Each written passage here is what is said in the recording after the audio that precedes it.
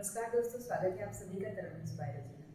दोस्तों, आज के इस वीडियो में हम म्यूटेशन के सेकंड इम्पोर्टेंट टाइप के बारे में समझेंगे। लास्ट वीडियो में हमने फर्स्ट टाइप समझा था, जिसमें हमने देखा था कि म्यूटेशन क्रोमोसोम की यदि संख्या में हो, यदि म्यूटेशन क्रोमोसोम के नंबर्स में हो, उसे हम न्यूमेरिकल क्रोमोसोमल म्यूटेशन कहते हैं। यदि म्यूटेशन क्रोमोसोम की रचना में, स्ट्रक्चर में हो, उसे हम स्ट्रक्चरल क्रोमोसोमल म्यूटेशन और द स्ट्रक्चरल एबनॉर्मालिटी के नाम से जानते हैं, जिसे गुजराती में कहते हैं रंगसूत्रों की रचनात्मक अनियमितताओं।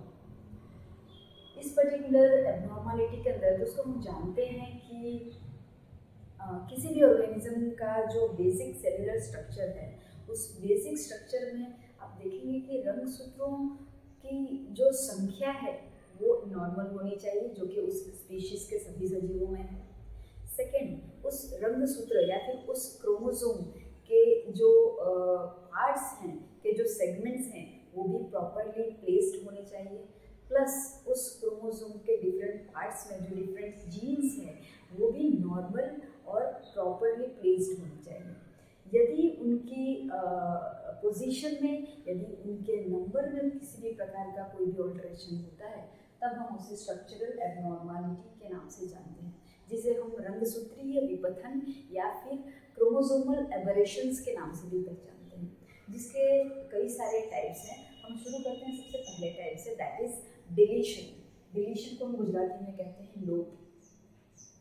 लोप विकृति या फिर डिलीशन म्यूटेशन दो प्रकार से होता है। डिलीशन का बेसिक मतलब आप शब्द पर से ही समझ गए होंगे, कुछ डिलीट हो जाना। यदि क्रोमोसोम की जो बेसिक संरचना है, क्रोमोसोम का जो बेसिक स्ट्रक्चर है, उसमें से किसी भी पोर्शन पर यदि डिलीशन का टैग लगता है, कोई भी पोर्शन यदि डिलीट हो जाता है, तो उस प्रकार की विकृति को हम डिलीशन म्यूटेशन कहेंगे। से फॉर एग्जाम्पल, अब ये डिलीशन दो तरीके से हो सकता है। यदि मान लीजिए ये ओरिजिनल क्रोमोसोम है, उसमें किसी भी and part of the chromosome से कोई सेगमेंट यदि टोटली डिलीट हो जाता है, कोई जीन, जिसका मतलब है क्रोमोसोम का सेगमेंट के डिलीट होने का मतलब है वहाँ पर लोकेटेड जीन का भी डिलीट हो जाना। तो यदि वो एंड पोर्शन में से डिलीशन होता है, उसे हम कहेंगे टर्मिनल डिलीशन और अनलीस्ट लूप। इन द सेकेंड केस, जिसे हम कहते हैं इंटर कैलरी डिलीशन, जिसमें आप देखेंगे कि ये मूल रंगसूत्र है, ये ओरिजिनल क्रोमोसोम है, जिसमें यदि किसी middle part of the chromosome से डिलीशन होता है, तो उसे हम कहेंगे इंटर कैलरी डिलीशन और अंतर्विष्ट लोप। Now the duplication is the second type of structural abnormality और the aberration, which is divided into three different categories: sequential duplication, reverse duplication and translocational duplication, जिसे हम गुजराती में अनुबद्ध विकृति, उल्टी विकृति एंड स्थानांतरित विकृति के नाम से भी जानते हैं। अभी इन डुप्लीकेशन बेसिकली मीन्स क्रोमोसोम के किसी भी सेगमेंट का डबल हो जाना, डुप्लीकेट हो जाना। यहाँ पर आप नोट करेंगे कि क्रोमोसोम के अंदर हर एक इमेज में कोई ना कोई सेगमेंट का एडिशन हो रहा है। It means genes are getting added to the chromosome. It means it will create or produce more and more characters or more and more phenotype as compared to the original segment of the chromosome or the gene. तो इस प्रकार की जो विकृति है, जहाँ पर additional segment of chromosome add होता है, जनरली ऐसी विकृति में जो भी कैरेक्टर्स हैं उसमें एनहांसमेंट होता है, ऑर्गेनिज्म के लक्षण जो है वो बढ़ते हैं, और यही कारण भी हो सकता है एवोल्यूशन का, विकास का रीज़न भी ये हो सकता है। यदि वो जो बढ़ता हुआ लक्षण है वो यूजफुल हो उस पर्टिकुलर ऑर्गेनिज्म के लिए, वो पॉजिटिव सेंस में बढ़ रहा हो और वो उसे इवॉल्व होने में जनरेशन टू जनरेशन हेल्प भी कर सके। So this could be the reason for the survival of the fittest. जहाँ पर हम फर्स्ट सिक्वेंशियल डुप्लीकेशन में देखेंगे कि यदि ये ओरिजिनल क्रोमोसोम है, उसका कोई भी एक सेगमेंट यदि रिपीट हो जाता है, डुप्लीकेट हो जाता है due to the mutation, then उसे हम कहेंगे सिक्वेंशियल। सिक्वेंशियल क्यों कहेंगे? क्योंकि exactly side by side alignment होता है सेगमेंट्स का, इसके बीच में कोई भी डिफरेंस नहीं है। एग्जैक्टली जो सेगमेंट था वो अपने तुरंत बाद एक प्रॉपर सीक्वेंस में अनुबद्ध तरीके से बिल्कुल गैप छोड़े बगैर यदि रिपीट होता है, then then we call it as a sequential duplication.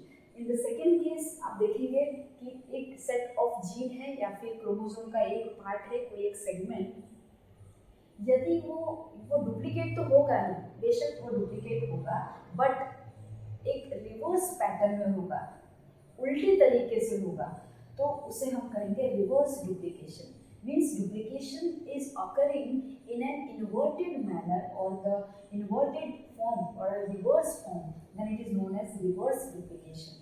In third case, जहाँ जिसका नाम भी इंग्लिश नाम में थोड़ा 19-20 हो सकता है, तीनों नाम एक बार क्रॉस वेरीफाई भी कर लीजिएगा, but the meaning is appropriate. मैंने ट्राई किया है उसे ट्रांसलोकेटेड डुप्लीकेशन के तौर पे मेंशन करने का. Gujarati name is all perfect, that is स्थलांतर विकृति. इसका मतलब है कि एक सेगमेंट डुप्लीकेट तो हो रहा है, लेकिन वो सिक्वेंशियली नहीं हो रहा है, ना कि उल्टा हो रहा है, वो किसी और जगह पर जाकर अपने आप को प्लेस कर रहा है. Means the segment which is getting duplicated is located on the other arm or the other side of the particular chromosome, then this type of duplication is known as translocated duplication. Let's try to understand the third different type of structural aberration, that is inversion or utkraman. In this particular aberration, you will find that एक chromosome का fragment उसी chromosome के किसी अन्य location पर reverse format में adjust होता है. It means there is neither deletion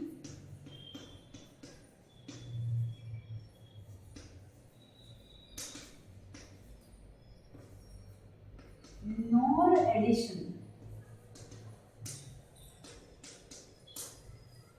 or duplication.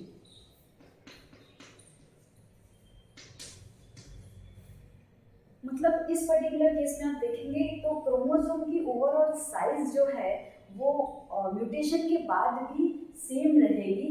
Just फर्क इतना है कि कोई एक सेगमेंट किसी एक सेगमेंट, मान लीजिए ए और बी वाला जो सेगमेंट है वो रिवर्सिबली अरेंज हो जाएगा बी और ए के स्वरूप में. यहाँ पे ओवरऑल लेंथ में किसी भी प्रकार का कोई भी चेंज नहीं हो रहा है. So this is known as inversion. Just segment उलट के अरेंज हो जाएगा, otherwise the length remains the same. Now let's understand the fourth different type of structural aberration, that is translocation or sthanantaran. Sthanantaran is totally different than the previous aberrations. इस particular mutation में आप देखेंगे कि chromosome, this is the original chromosome. Say for example here we are having two different original chromosomes are of two different size. इस particular chromosome या रंगसूत्र में आप देखेंगे ये सेगमेंट गेट्स रिप्लेस्ड और गेट्स अटैच्ड और gets added to the different chromosome, then this is known as insertion. Means chromosome A का एक सेगमेंट क्रोमोसोम बी के सेगमेंट में जाके जुड़ जाता है, जिसे हम इंसर्शन ट्रांसलोकेशन कहेंगे. Now the second name itself is given as a translocation. It means chromosome A का एक सेगमेंट क्रोमोसोम B से जुड़ेगा एवं B का एक सेगमेंट क्रोमोसोम A के साथ रिप्लेस होगा. Means your segment are getting swapped with each other. यहाँ पे दो अलग अलग सेगमेंट अलग अलग क्रोमोसोम पर जाकर अटैच होंगे, जिसे हम एक्चुअल में ट्रांसलोकेशन कहेंगे. और इस टॉपिक के नाम पर से ही इस विकृति का भी नाम है. So insertion as well as translocation, these two are the parts of translocation itself. इसके अलावा भी यदि हम इसे और डिटेल में थोड़ा ट्रेस करें तो ट्रांसलोकेशन के और भी दो टाइप हैं, जिसे हम बैलेंस्ड ट्रांसलोकेशन कहते हैं एवं इनबैलेंस्ड ट्रांसलोकेशन भी कहते हैं. बैलेंस्ड ट्रांसलोकेशन मीन्स यदि इस प्रकार का कोई भी इंसर्शन या फिर ट्रांसलोकेशन से क्रोमोसोम की ओवरऑल साइज में, जो उसकी ओरिजिनल साइज थी, उसमें किसी भी प्रकार का कोई भी फर्क नहीं पड़ता है, तो उसे हम कहेंगे बैलेंस्ड ट्रांसलोकेशन.